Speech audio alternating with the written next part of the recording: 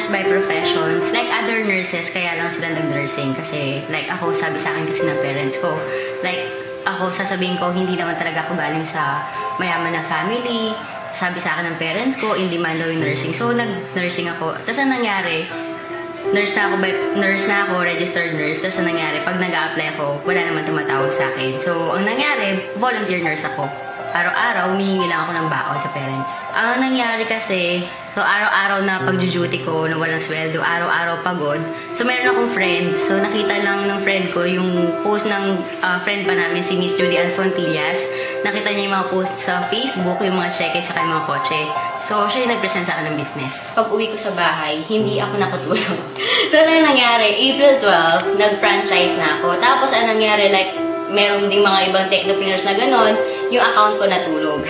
So, syempre, pag uwi ko pa sa bahay kasi, sabi sa akin ng parents ko, ang tanda-tanda ko na daw, sumali pa ako sa ganyan. Nag-volunteer ako, iniwan ko yung account ko for 7 months, natulog lang yun, wala akong ginawa. Until such time na realize ko, sayang naman yung in-invest ko. So, nung binalikan ko yung account ko, winorkout ko siya, nag-decide ako na February, nag-resign ako sa work, tapos nag-full-time ako. Yun, tuloy-tuloy na, hindi na ako napigilan. Ang pinaka-masasabi ko talagang reward na nakuha ko yung saya na iba yung nadulot sa akin, pati sa family ko. Like, dati nga, nangangarap lang ako na mag-travel, tas nangangarap ako na pag-summer, like ngayon, summer ngayon, papasyal kami, ibang lugar naman, like Boracay, ganyan-ganyan, pupunta kami. Pero guess what? Nung April, pumunta akong Boracay, kasama ko yung family ko. Yun yung saya na hindi mababayaran ng kahit ano. Nung nag-start kasi ako, naalala ko January yung first convention, 2011.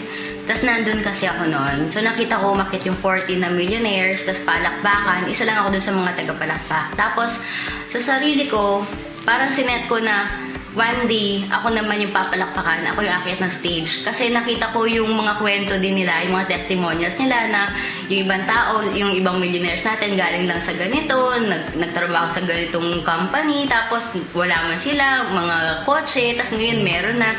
So sabi ko sa sarili ko, ako din, kaya ko rin yun. Maraming beses ako na-reject, maraming beses akong umiyak, maraming pagod.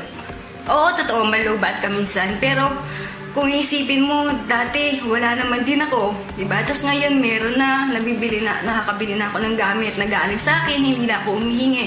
Tapos yung saya pa na nabibigay ko sa kanila. So, ang ano ko, ituloy-tuloy lang talaga. Lagi ko naririnig din sa mga mentors ko na hindi importante kung paano ko nagsimula, kung mabagal ka man ng umpisa or mabilis ka ng umpisa. Ang importante, itinuloy-tuloy mo. Family-oriented ako eh. So, yung lahat ng ginagawa ko to para sa kanila. Gusto ko rin na maginhawang buhay. Gusto ko rin silang ilabas. Gusto ko silang bigyan ng ganito, ng ganyan. Sila talaga. Yung inspiration ko, yun nagkakapagpa-realize sa akin yung buhay ko dati. Na ayoko ng ganon. Dati, pag nangangarap ako, simple lang. Ayoko na simple lang. Kasi kaya natin sa B-Mobile. My name is Yvette Ann Dizon, a registered nurse, and now I am ready for more millions.